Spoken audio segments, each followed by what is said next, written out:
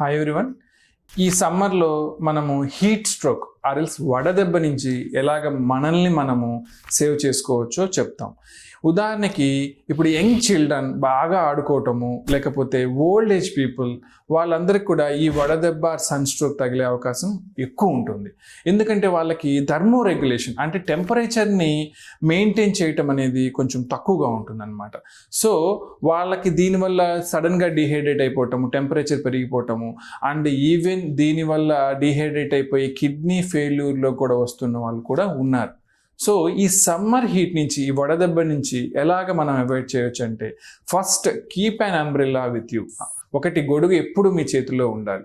ఎంతవరకు అవాయిడ్ చేయొస్తే అంతవరకు అవాయిడ్ చేయాలి.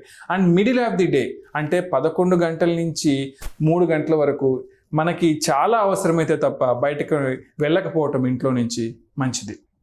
ఇలాంటి మరీ ఇన్ఫర్మేటివ్ మరికొన్నిటువంటి హెల్త్ టాపిక్స్ గురించి తెలుసుకోవాలనుకుంటే మా ఛానల్కి ఫాలో అవ్వండి.